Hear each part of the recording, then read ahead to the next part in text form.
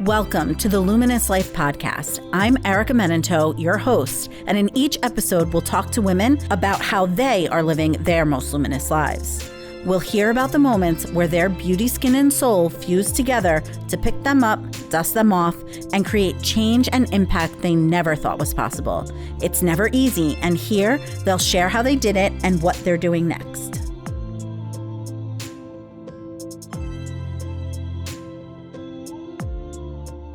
Erin Tashian, a 30-year educator in one of the most competitive school districts in the United States, founded The Whole Learner after a moment of clarity told her, Erin, you just cannot keep doing what you've been doing anymore.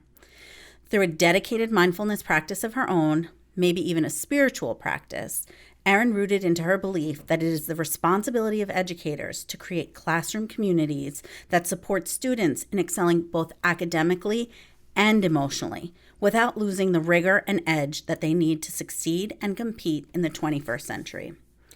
The Whole Learner is a professional development program that creates a movement of teachers so aligned to their purpose that they foster a mindful, social, emotional experience for their students. The result is mindfulness-based teaching and learning experience that yields critical thinkers and high achievers that are equipped with self-awareness, self-regulating skills, and an ability to steadily navigate life's challenges. Erin, my dear, dear friend, thank you for being here today and sharing your story with us. Oh, I'm so happy to be here. We've taken our lash appointments to a podcast. To a podcast. I know. We always talked about doing this, you know. We did. Yeah. It's exciting to kind of be able to share. I think, like, I've seen so much of a transformation in you in the decade that we've known each other. So I really want to hear about that moment 6 years ago where you knew that you just couldn't do it anymore. Can you tell us what it was and what that moment was? I mean, there was a big part. I mean, I think that it was I couldn't really continue teaching the way I was teaching anymore. I was feeling super overwhelmed and not competent in the classroom, even though, you know, people would say I was successful and I was showing up every day. My kids were doing well. I just was feeling like I was at a place where I couldn't manage it anymore. And I was overwhelmed and not happy. And I knew, in my heart, I knew that that was translating in the classroom on some level. Now I know that energy is contagious, so I'm sure my kids were picking up on it. But I got to a place where I just didn't feel like I had it in me to continue to do it. And I was only like 25 years in. So I knew I had to do it. 25 years in when you started feeling that way. 24, 25. And I knew I had to do it. So it wasn't like as much as you couldn't walk away from your job. Well, I thought I mean, yes, I couldn't. But I went in and said to my principal, like, you either need to move me or I need to quit. It's crazy. Yeah. So I remember, I was a teacher a million years ago, right? And I remember many teachers who were feeling overwhelmed and stressed and like they couldn't do it one more day, but they were showing up every day. And I remember that teacher's room where energy was contagious. There were teachers that would like... It wasn't positive energy. No, it wasn't positive. Right? No. It was like it would suck the life out of the teachers. So the fact that that's not the norm, like I just thought that kind of was the norm, which is I think ultimately why I left teaching. Yeah. The fact that it's not the norm and that you're saying it here, hopefully for other young teachers to hear or other teachers in general, if they're feeling overwhelmed, there's another way. There's another way. So talk about that other way. Like you said, okay, I either need to leave or you have to pull me out of the classroom. Something had to change. Had to change. So what was that? Oh my gosh. I mean, I wish I could say exactly what it was, but I think I needed to change the way I was looking at my relationship to the classroom. But I think that didn't come right away, but I think it came from, you know, probably a little bit more in-depth work on myself and really looking at kids. And I mean, what was really, I think, profound for me was I knew kids were struggling so much. Mm-hmm. And I'm super empathic and I feel very connected to kids, especially kids that struggle. So watching them struggle was really hard for me. So what does that mean? Well, how are kids struggling? How were they struggling? How are they struggling now? I mean, I think the biggest thing that I noticed, and I'm still noticing, is like this inability to pay attention, to focus, to self-regulate when they need to. And So for non-teacher people, what does what does that self-regulate mean? it means like just become super aware that I'm totally in a zone, or I'm feeling something and I can't get out of it, like my mind is being carried away. But they just were seemingly distant and distracted and not really connected to themselves. And I, at the time, I don't know if I knew it at the time, but I know now that a lot of that had to do with technology and Interesting. and the amount that I think kids had on their plate or have on their plate now that has changed, right? Right, especially because your district is notoriously rigorous. So when this whole thing happened, like, I think sometimes you're in other districts, you can sort of do all this experimental stuff Right. and not worry about how it affects Scores. the scores. Yeah. But you had to stay on top of that as you made changes. Yeah, I mean, it wasn't in the forefront. Like, I because I had been teaching a long time, I knew that my reputation would be okay. But I'm not going to tell you I didn't think about scores. At the time, my evaluation was now tied to scores. But I think also at the time, teaching was very much connected to like the end result, which was the score. So everything we did tied to that score.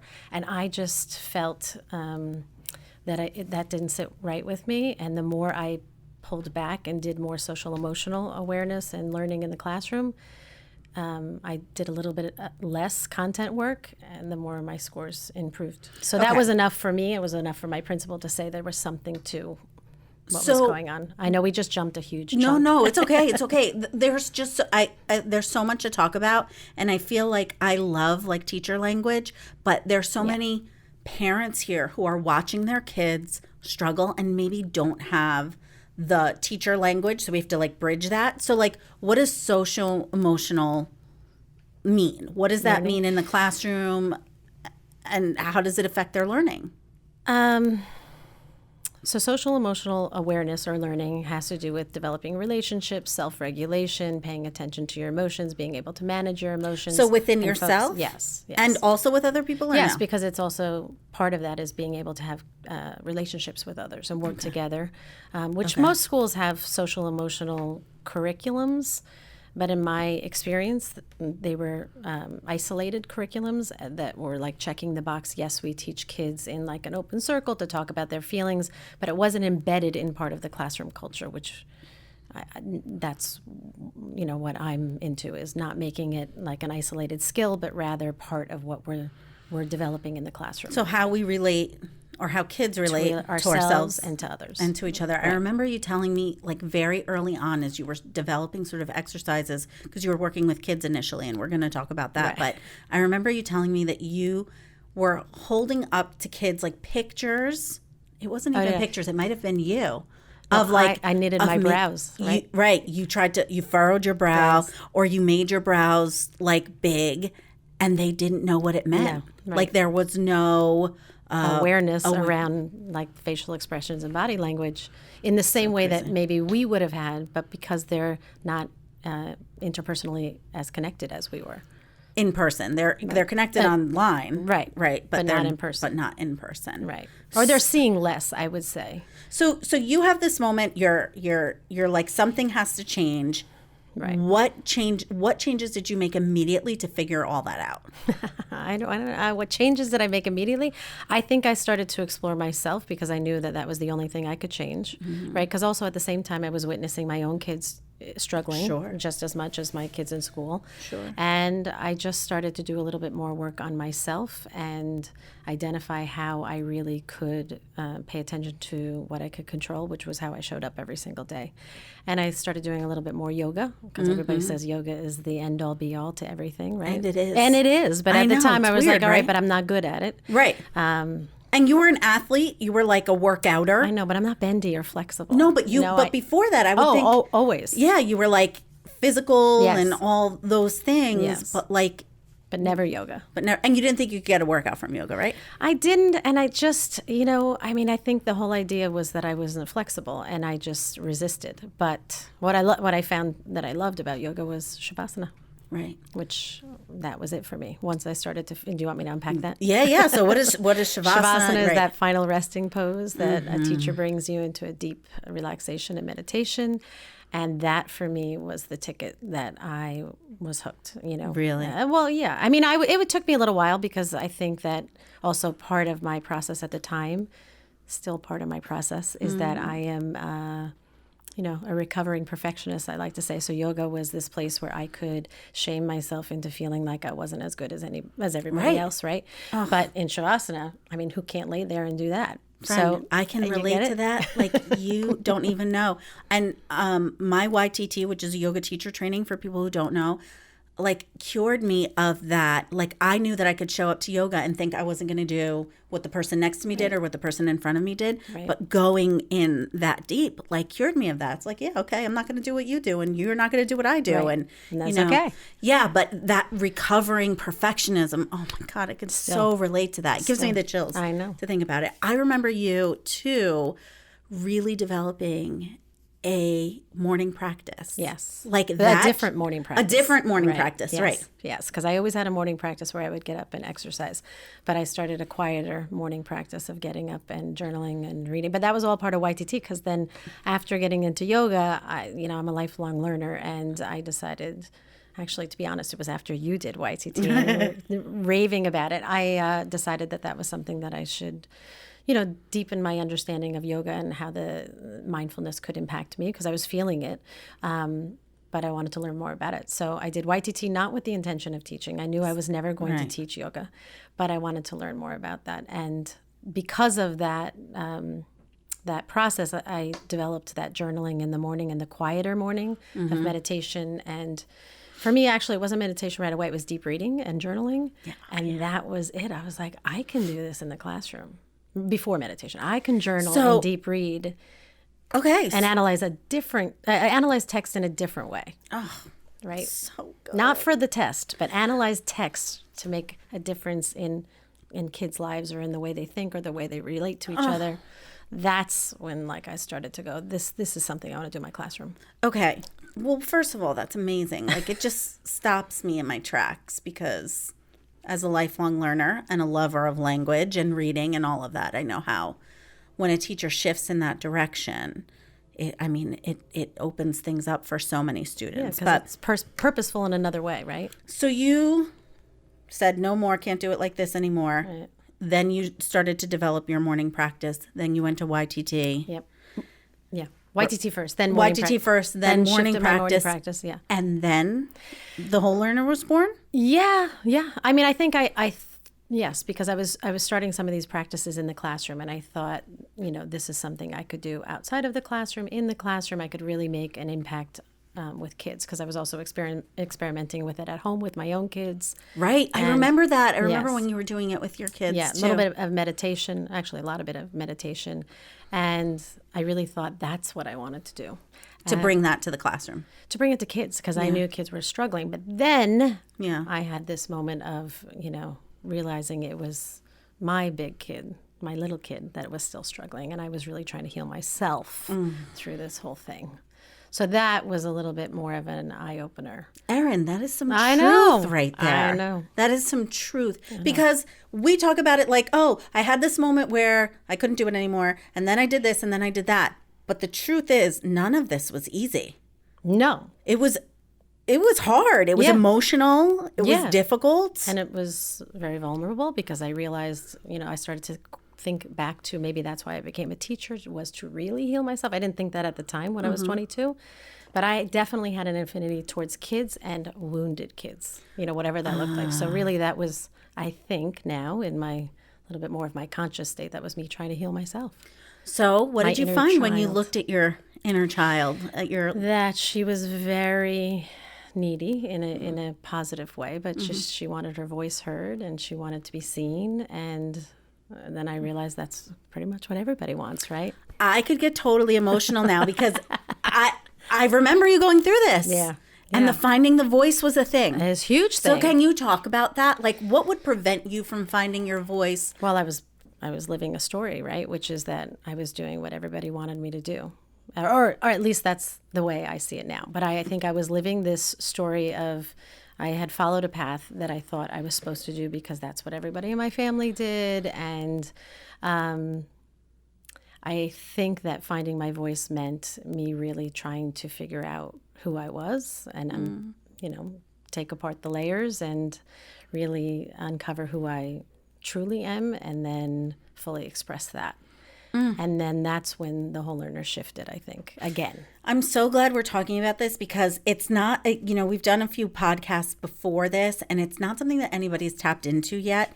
There is that moment when you're looking at really being your most self-actualized, most authentic self that you have to pay attention to the 8-year-old Erin or the 10-year-old Erin or the 15-year-old Erin. And I mean, I think anybody who's making impacts is, it is going through that. And it's not easy. I mean, you don't have to pay attention. You can start doing other things. Right. So as you don't pay attention. Right. But I definitely was on a journey, and it was hard to avoid that piece. So you started working with the kids. Yeah. And doing the meditation. And then that. And mindfulness throughout like the entire class period. It wasn't just like isolated mindfulness, but I tried to bring it throughout every aspect of what we were doing. I remember when you were doing it in smaller pieces and you were saying, Erica, I'm greeting them at the door. Yes. And that was like the piece. Yeah. And then the practice became a little longer in the beginning of class. Yes. And then there was a closing practice. And then you were like, I'm doing it throughout the whole class.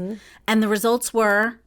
Kids loved it. I mean, the results were amazing on the academic side in the sense that scores continued to climb, but I didn't really care about that as much. My district did. Yeah. And my principal did. Yeah. But I really cared about the fact that kids were feeling better or they were reporting to me that they felt better. It's funny, today I just had a boy said to me, it's like, feel good Friday. I can't wait to meditate. I mean, it was like, that's when you hear that from a 14-year-old boy and a boy in 8th grade, and plus it opens the conversation. I was like, are you having a bad day? And he's like, no, I just need to relax, But just that awareness, 10 years ago, they wouldn't have had that in my classroom because I wasn't there yet. So that's the kind of work that I think is really meaningful. And, my superintendent doesn't know that because he's not in my room. He sees the scores, but I know that. My kids know that. Right. And you were really intentional about measuring the success of these like practices or these tactics that you had in your class, right? Anecdotally. So but you were looking for feedback from the kids. You were looking for, for real evidence that this was working or not working. Yes. And you got it. I did. I mean, I had my principal ask me, what are you doing? Your scores are going up, and it was, I'm doing less content and more mindfulness. Yes. What's mindfulness? What is mindfulness? It's being in the present moment, aware of your thoughts, sensations, and feelings, all without judgment. Yes. Is mindfulness meditation? No, right? No. I feel like some people people think it's synonymous, but it's not. It's not synonymous. No, you can be mindful without meditating. I think meditation helps you become more mindful. It's a mindful practice, but I don't think I think there are probably meditation gurus who would disagree with me, but I think that you can become mindful and self-aware. Because I tether that word awareness to mindfulness. It's about, and that's the recovering perfectionist side in me that makes me feel like I can relax, because mindfulness isn't perfection. It's the awareness of self, of being in the present moment or not. And it's still okay because you don't have to judge it. You don't have to shame yourself. Right. You could be mindful in a conversation, or like not, we're being mindful. But just be aware of it. Right. And you're still being mindful. Right. And we're trying to be mindful. Right. You could be mindful when you're eating a bowl of ice cream or not. Right. But I don't think you have to meditate. And, honestly, I think there's a lot of people that is freeing when you hear that you don't have to meditate. Right. You can practice mindfulness other ways. So you're working with your kids on mindfulness. You're doing less content, more mindfulness practices. And then there's the other shift where you said, I just started to think about the impact, and as much as I felt like I was impacting kids, I thought the greater impact would be to work with teachers, because no one was really helping teachers develop their own emotional awareness. And that's when I thought, that's someplace where I think I could be. Because were you starting to feel better in the classroom? I was starting to feel better in the classroom, but I knew that there was something more that I wanted to do. And I think I was, my classroom has always been like a revolving door for teachers. People would come in and they talk and they dump, and I listen a lot. And then I started to realize like everybody's feeling, there's a need right now for supporting teachers, because I knew education had changed and I was feeling it. And so then I started to think, maybe that's a better way to impact a broader group of children by supporting the people that are, on the front lines with them as much. It was such a smart way to look at it. I thought like, wait, what is this hard turn? What do you mean? And you were so clear. You said, Erica, we have to impact more people. This can really help more people. So you have to get to the teachers. And nobody's helping teachers, right? No one. So I have heard you talk about this, and I'd like you to kind of like explain to people what that means.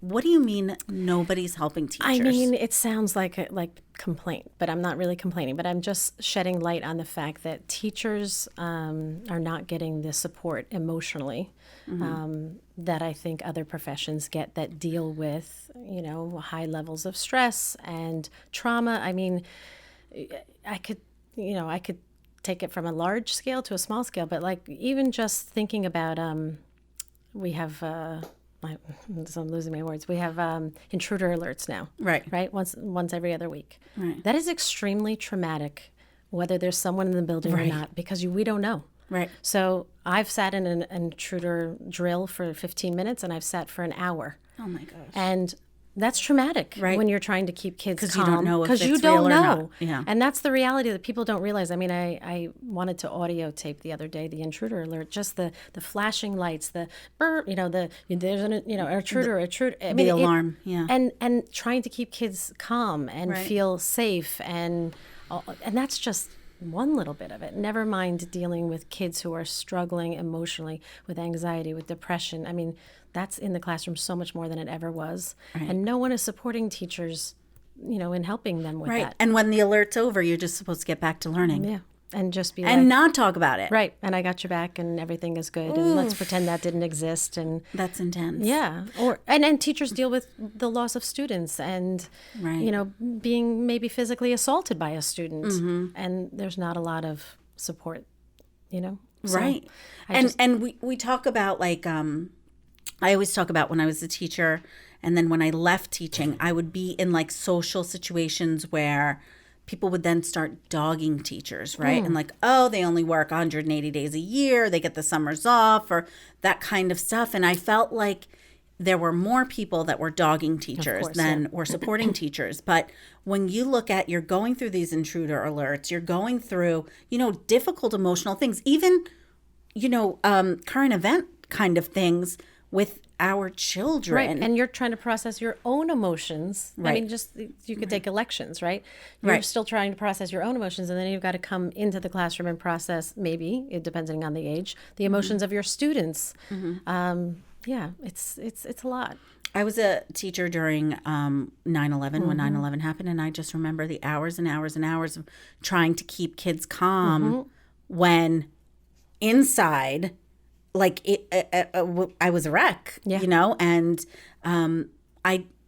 it never occurred to me that, wow, I wish I had that support where maybe after the kids left school, we could talk to a professional, or maybe we could have, somebody to guide us through it, because I mean, your nervous system can get shot. Totally just shot. like your anxiety and all of that. So the whole learner then sort of shifted into providing support for teachers. Right.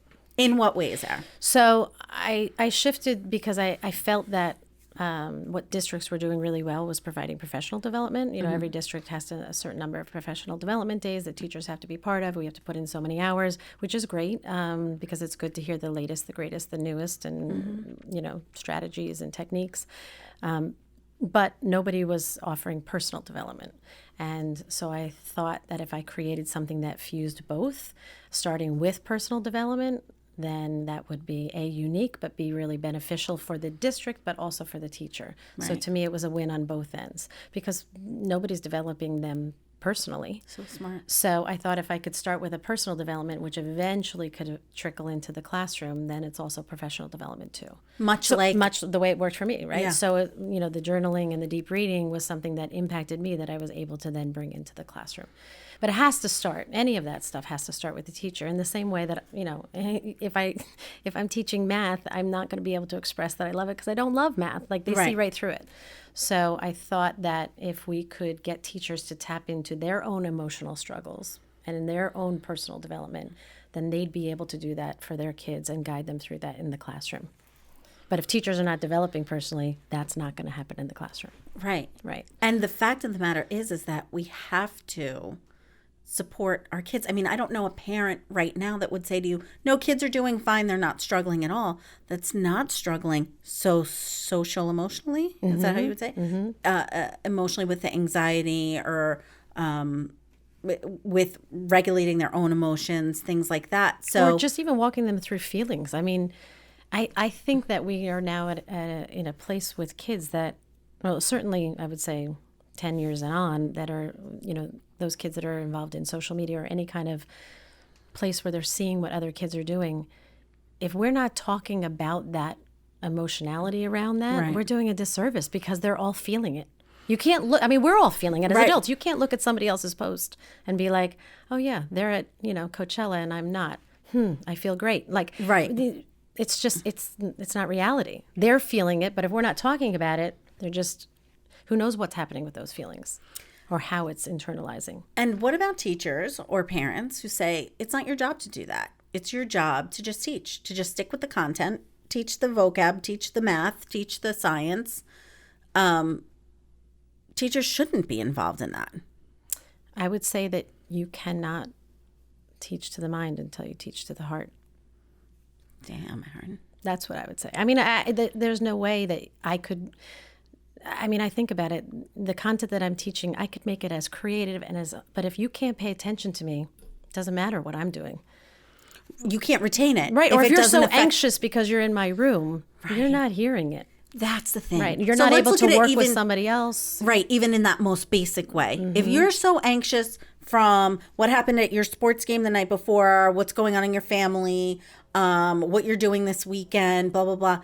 If you're so anxious that you can't sit down to focus on the content. Right. Doesn't matter what the content is. It doesn't matter what the content is. Right. And that's what's happening with kids. And they want to feel like they're in an environment that's safe, that understands what they're going through. And I don't even know that kids are super in touch with what they're going through, but I think they can be walked to it. Okay. So that brings up, I think... Well, first, let me ask you this. Yeah. Was it hard deciding to do the whole learner? Yes, because I had to.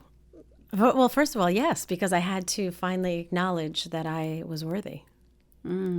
Which is worthy of being seen and putting myself out there and saying, I'm going to try something totally different and be vulnerable and be in front of people.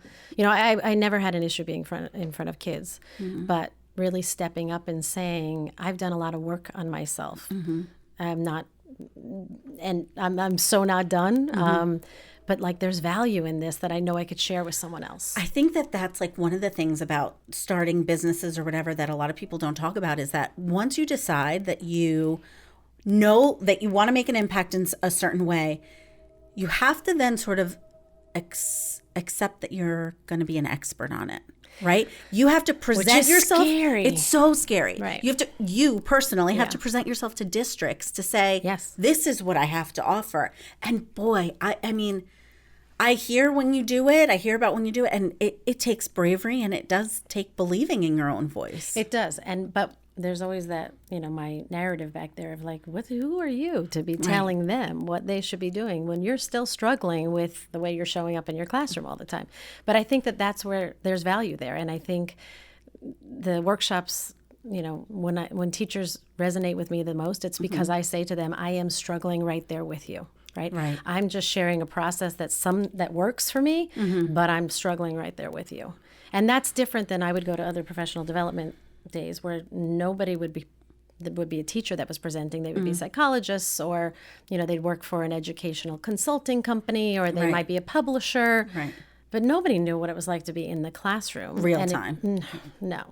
Right. So I think there's value, because I do try to share that, I'm still struggling also. Right. And that it's not perfect. No. Right. No. And these are just tools that I think can help, and I'm willing to share them. But yeah, it's hard. I hear also like this feedback that you're getting from your districts and from other teachers. And I have people reaching out to me saying like, hey, your friend Erin, could she do a workshop for me or for my teacher friends or whatever? How do people find out more about how to attend a whole learner workshop, how to get involved, or where to see you speak? I mean, I guess my website, or which is www.erintashian.com, or on Instagram @_the whole learner. Okay. And your website is Erin Tashian. Okay. And Instagram. Yeah. Okay. The whole learner. Yeah. Okay.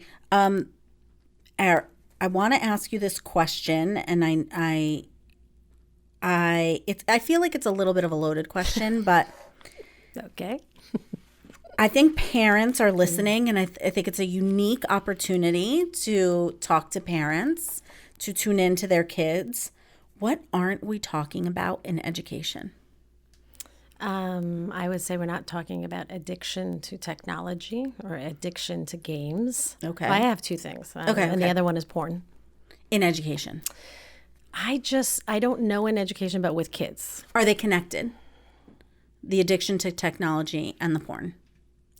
Are they connected? No, I don't see them as connected. I mean, I'll separate them. So the addiction with technology, from my viewpoint, and this is my own struggle with my own kids, is obviously getting kids off of it, or taking breaks, or putting it down, or not reaching for it in the moment of stillness, right? Okay. And in the classroom, I teach middle school, so my kids are older, but they've figured out a way to game on their Chromebooks outside of the server. So the Chromebooks are given to them by the district. Yes. And Because there we are are a one-to-one servers, district, right? Right. And there are servers that are built so that they cannot access unschool-like things. Correct.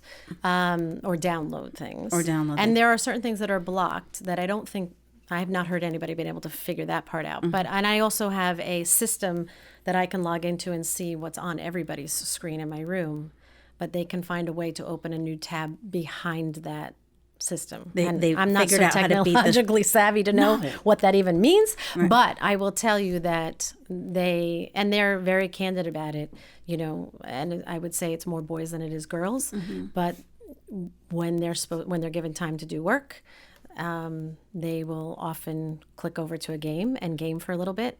And I totally get that, because it's the first thing adults do. When there's a few minutes, you pick up your phone and you look at it, right? So there's that addictive piece that I don't even know that they're aware of that they're doing it. And from the teacher end, it's really hard, because I don't think they want to be, but I think they just are. They can't regulate, or they're not aware of it. Even for us, it's hard, right? Like if we're out to dinner and there's a pause in the conversation, who doesn't pick up their phone? Of course. So in the classroom, if I pause for a second, and I'm doing something else that's not really right in front of them, they're going to click over and game for a second. It's crazy. Yeah. And because that's hard. They beat the server? Because they've figured it bright. out. And they're very bright. They're very bright. And honestly, we know that it's impacting the way their brains are being wired.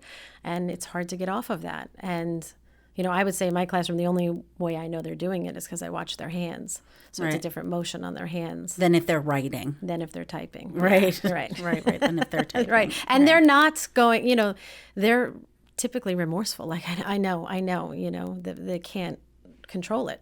And that's what I feel bad about. Right. Because we've got to offer them tools to become aware, so that maybe they can have a little bit more self-control. And maybe also model in ourselves. Like, it makes me think about when I'm home with my daughter, like maybe making sure that, if something's not going on, that I'm not reaching for my phone. And that's the model of action. But I think that there's lots of value in saying, I'm also struggling as an adult, because then there's no shame, right? And that's what I don't want kids to feel, shameful that they can't control it, because we've given them this piece of addictive technology and then said, hey, don't get addicted. And also in your small little bodies, know when to shut it off. It's not fair. And what do you mean when you say we're not talking about porn with kids? I just think, and I wish I could know exactly. I was just listening to a podcast. It might have been Dr. Shafali. I can't remember. Somebody was just saying that the statistics are like astronomical for the number of kids who have seen hardcore porn by the age of 10. 11, and 12. I think they say something like 70 or 80%. I mean, it's crazy. And it's not soft porn, it's hardcore porn, which then is impacting the way they view relationships, themselves, women. Their masculinity, their everything. femininity. And nobody's talking about it. And so I wish I could remember, and maybe I'll let you know, and you can put it in whatever notes you have on the show. But she was talking about the fact that we have people come in all the time to districts that speak to parents. We have parent nights. I don't know if your district is the same, but they do parent outreach programs where, they bring experts in to talk about, technology and limits, and nobody's talking about porn. Schools aren't talking about porn. They're not bringing people in to talk about porn. Right. It's just not being talked about. My goodness. I know. And so when we don't talk about things, then we don't really know how it's impacting them. Right. And we're certainly not helping them through it. Right. And then it becomes, anybody's guess as to how it's impacting. So that's the thing that I'm very curious about lately. Right. And what do we do with that? I'm impressed that you're putting it on the table today, because then, I'll bring it up to other teachers and I'm going to say, like, what are you seeing this, and other parents, and maybe it'll get the conversation going. I think that's one of the most incredible things about watching you in starting the whole learner, is that you're changing the conversation around what kids need in education and what teachers need to deliver that education. And even like with me, like I'll be able to say tomorrow to somebody, I had Erin on from the Whole Learner, and she says, we're not talking about, gaming addiction or porn, and like, what are you seeing about that? So it's very powerful that you're bringing to the table. Asking your kids, have you ever seen porn? Like, have you seen porn? I mean, it's like I could get nauseous just thinking about that conversation. Nauseous. But it's true, right? But now I have to ask. Yeah. I mean, I think that there's a lot going on there that we're not really acknowledging. Right. Because it's so overwhelming. How do you get in front of it? Right. Right? I mean, we're already behind. So as you're making this impact in the classroom, and as you're making this impact with teachers, what's next for the Whole Learner? What's coming up? Oh, for me, I am offering my very first solo summer workshop. So that means I'm not working for a district or with a district necessarily, but I'm hosting my own workshop. Oh, cool. Called Refresh, Re-Energize, Reboot. And it is going to be in August of this year, trying to mindfully help teachers start their year. That's amazing. So I'm excited about that. So it's for teachers, but can I go? You sure can go. It's personal development, so it's really for anybody, right? So it's like a good jumpstart for the school year. Yeah, that's why I'm doing it. Amazing. Yes, because we want to start off right? Teachers, yes, listen up. I'm getting closer to the mic. Listen up. Thank you. Because July, we see a lot of teachers here at the spa, and July, teachers are happy. First 2 weeks of August, teachers are happy. Yeah. Those last 2 weeks, like, the dread. Oh, of course. It's like a bad Sunday night. So, but I want teachers to know that this is not, one more thing to do in the classroom. This is for them. It's not for their students. If it reaches their students, that is an unintended, No, bonus. It will. That's why it's working. It's for them. Yeah. Right? To take care of them before they start the school year. Oh, that's great, Erin. Thank you. I'm so impressed. Well, thank you, we'll put in the notes where to find you, how to get to you, and everybody should tune into your podcast. You have a podcast called the Mindful Educators Podcast. I do. Where you talk about education. Yeah, and mindfulness and school culture and creating communities. And we're just trying to, create a group of people that are really supportive of positive school cultures and mindful classrooms, mindful schools. You have a co-host, right? Yes, my husband Dave, who's also an educator. He is, which is very counselor. Cool. Yeah, really cool. And we're very different, but we have the same beliefs around education. So it's a nice. I feel like we work nicely together because we're different. You have different approaches, but different approaches, the same different values. energies, but the same ideas. Yeah, same values. Erin, I like the way you said that. Thank you so much for being here and for sharing your whole story. Thank you. Even the tough parts. Thank you. I appreciate it. I know that your impact will be vast with both kids and teachers. Thank you so much. I appreciate you. I appreciate you, friend. Thank you for showing me the way. Thanks, Sarah. Thanks for listening to this episode of the Luminous Life Podcast. If you like the podcast, please rate, review, and subscribe. And to check out all things Beauty, Skin, Soul, you can find us at www.getluminous.com. See you next time.